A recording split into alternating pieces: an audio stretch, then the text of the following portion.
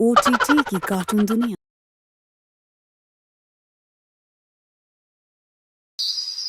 गौरव जल्दी चलो, माँ कब से हमारा वेट कर रही हैं।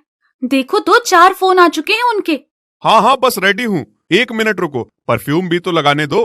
अरे सासू जी पर आपके दामाद का भी तो कोई इम्प्रेशन पड़ना चाहिए ना, कि नहीं?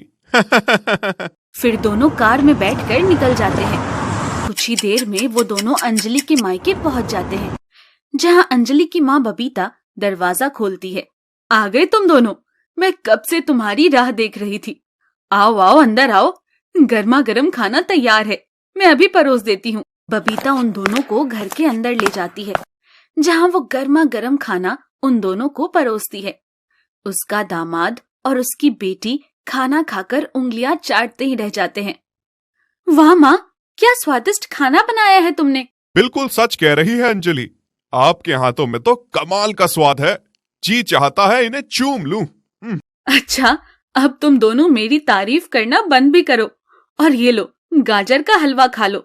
मीठे में मैंने तुम दोनों के लिए गाजर का हलवा बनाया है। दामाद जी को बहुत पसंद है ना। सचमुच आप बड़ा ख्याल रखती हैं मेरी पसंद और नापसंद का, सासू जी। अंजलि की माँ उन दोनों की खूब खातिरदारी करती है। फिर खाना खाने के बाद वो उन दोनों से कहती है, आज की रात तुम दोनों यहीं रुक जाना, तुम फिर कल यहाँ से ऑफिस चले जाना।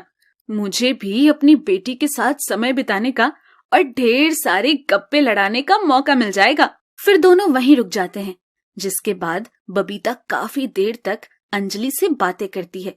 फिर थक कर अंजलि अपने कमरे में सोने चली जाती है। कुछ देर बाद बबीता छत पर पहुंचकर गौरव को मैसेज करती है, जैसे ही अंजलि सो जाए तुम छत पर आ जाना। गौरव ये मैसेज पढ़ लेता है। फिर अंजलि के सोते ही वो छत पर चला जाता है, जहाँ बबीता उसका इंतजार कर रही थी। अरे वाह सासू जी, इस सुहानी रात में तो आप क्या कहर ढा रही हो, क्या हॉट लग रही हो। बस अब रहने दो, कब से तुम्हारे इंतजार में खड़ी हूँ यहाँ। कम से कम थोड़ा वक्त तो देख लेती। क्या करूं, आपकी बेटी ने सोने में ही इतना वक्त लगा दिया। अच्छा अब छोड़ो ये सब, अंजलि की बातें करके अपनी ये हसीन रात खराब मत करो। चलो अब इंतजार किस बात का है। इस तरह अपनी ही बेटी को धोखा देकर बबीता अपने दामाद के साथ रंगरलियां मना रही थी। वहीं अपनी खूबसूरत और तीखे नैनों वाली सासू की तरफ गौरव भी आकर्षित हो चुका था, जिसके चलते वो भी अपनी पत्नी को धोखा दे रहा था। लेकिन आधी रात को अंजलि की आंख खुलती है। फिर वो देखती है कि गौरव तो बिस्तर पर ही नहीं। अरे, ये गौरव जी कहाँ चले गए। अंजलि सारे घर में देख कर आती है, लेकिन उसे गौरव कहीं नहीं मिलता। फिर वो जब अपने कमरे में वापस आती है तो देखती है गौरव वहीं बिस्तर पर सो रहा होता है। अरे, ये तो यही है, लेकिन ये तो पहले। हाँ, खैर हो सकता है बाथरूम गए हो, मैंने ही ध्यान न दिया हो। इतना सोचकर अंजलि अपने बिस्तर पर सो जाती है। फिर गौरव मन ही मन सोचता है, उफ, आज तो बाल बाल बच गया।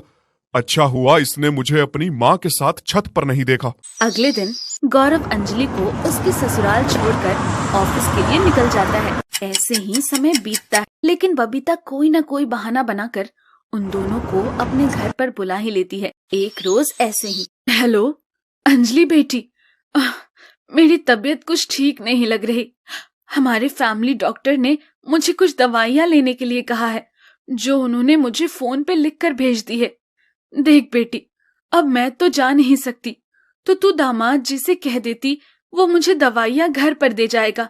माँ, अगर कोई परेशानियां है तो कुछ दिनों के लिए मैं आपके पास आ जाती हूँ। अरे नहीं नहीं बेटा, तुझे परेशान होने की जरूरत नहीं है।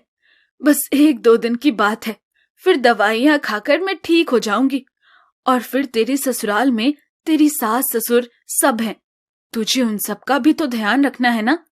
मैं अपनी देखभाल कर लूंगी, और अगर कोई परेशानी हुई तो गौरव है ना, मैं उसे कह दूंगी, तो उसी को भेज दिया कर मेरी खबर लेने के लिए। ठीक है माँ, तुम अपना ख्याल रखना। फोन रखने के बाद अंजलि गौरव के पास गई और कहने लगी, गौरव, माँ की तबीयत कुछ ठीक नहीं है, आप ये दवाइयाँ खरीद कर उन्हें दे दीजिए। गौरव वो दवाइयाँ लेकर बबीता के घर चला जाता है, जहाँ बबीता को दवाइयाँ देते हुए कहता है, क्या हुआ डार्लिंग, सुना है तुम्हारी तबीयत ठीक नहीं है। अरे ये सब तो बस तुम्हें अपने पास बुलाने का बहाना था और कुछ नहीं। आओ मेरे पास आओ अब जल्दी से। रोमांस थोड़ी देर में करते हैं, पहले मुझे अपने इन कोमल हाथों से कुछ स्वादिष्ट सा खाना बनाकर तो खिला दो ना। हाँ हाँ मेरी जान, अभी बनाती हूँ। बबीता किचन में जाकर गौरव के लिए स्वादिष्ट खाना बनाकर लाती है। खाना खाने के बाद वाह वाह, मजा आ गया डार्लिंग। चलो अब देर मत करो, अपने रोमांस की गाड़ी शुरू करते हैं। पीछे दरवाजे पर खड़ी अंजलि ये सब देख लेती है और गुस्से में कहती है, अच्छा तो मेरे पीछे ये सब चल रहा था। शक तो मुझे तुम दोनों पर पहले ही हो रहा था, लेकिन कभी भरोसा नहीं हुआ। लेकिन आज मेरा शक यकीन में बदल गया। अरे एक डायन भी 7 घर छोड़कर वार करती है माँ, लेकिन तुमने तो अपनी ही बेटी का घर उजाड़ दिया माँ। अरे तुम गलत समझ रही हो, हम तो बस ऐसे ही। बस माँ, अब और झूठ बोलने की जरूरत नहीं है।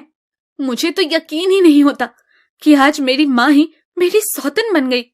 अरे आज आपने दिखा ही दिया कि सौतेला सौतेला ही होता है। क्या तुम जानती थी कि मैं तुम्हारी सौतेली माँ हूं? लेकिन मैंने और तुम्हारे पापा ने तो कभी तुम्हारे सामने ये जाहिर नहीं होने दिया। फिर तुम्हें कैसे पता कि मैं?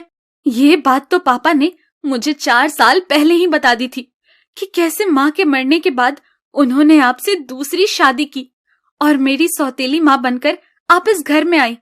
जो आज आपने किया है ना, वो काम तो सिर्फ सौतेली माँ ही कर सकती है।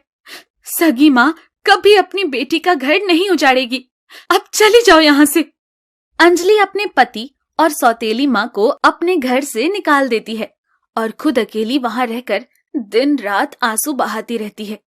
ऐसे ही कुछ दिन बीत जाते हैं। फिर एक दिन अंजलि के पिता अमरीश खन्ना फॉरेन कंट्री से वापस लौटते हैं। अंजलि उसे सारी बातें बताती है। मैंने तो कभी सपने में भी नहीं सोचा था कि बबीता इतना घिनौना काम करेगी। वो दोनों ये बात कर ही रहे होते हैं कि तभी बबीता और गौरव उनसे माफी मांगने आ जाते हैं। अंजलि बेटा, मुझे माफ कर दो, मुझसे बहुत बड़ी गलती हो गई। वो ये कह ही रही होती है कि तभी उसका पति अमरीश उसे जोरदार थप्पड़ मारता है। शर्म नहीं आई तुझे अपने ही बेटी का घर बर्बाद करते हुए? और तुझ जैसी औरत को तो माँ कहलाने का भी हक नहीं है। शायद तेरी इन्हीं हरकतों की वजह से भगवान ने तुझे बेऔलाद रखा। ये सुनकर बबीता पूरी तरह टूट जाती है। मुझसे बहुत बड़ी गलती हो गई जी। अपने अकेलेपन को दूर करने के लिए मैं कब गलत रास्ते पर चल पड़ी मुझे पता ही नहीं चला। अंजलि बेटी, तुम भी मुझे माफ कर दो। अब हमें अपनी गलती का एहसास हो चुका है। हमने जो किया बहुत गलत किया। हाँ अंजलि, पापा जी मुझे भी माफ कर दीजिए। जवानी के जोश में मैं कैसे अपने होश खो बैठा, मुझे पता ही नहीं चला। मुझे माफ कर दीजिए, अब ये गलती कभी नहीं होगी। अमरीश गुस्से में गौरव को भी जोरदार थप्पड़ मारता है। फिर अंजलि कहती है, छोड़ दीजिए पापा इन्हें। इन दोनों को अपनी गलती का एहसास हो गया, यही हमारे लिए काफी है। मैं अपने पति और माँ दोनों को माफ कर दिया, आप भी इन दोनों को माफ कर दीजिए। ठीक है, सिर्फ अपनी बेटी की खुशी के लिए मैं तुम दोनों को माफ करता हूँ। इसके बाद अमरीश भी उन दोनों को माफ कर देता है। फिर अंजलि अपने पति के साथ अपने ससुराल लौट जाती है। तो वहीं अमरीश भी अब विदेश छोड़कर इंडिया में ही रहने लगता है, जिसके बाद दोनों माँ बेटी अपने अपने पतियों के साथ खुशी खुशी रहने लगती है। हेलो दोस्तों, कैसे हैं आप सब? हमारी कहानियाँ देखने के लिए हमारे चैनल को सब्सक्राइब कीजिए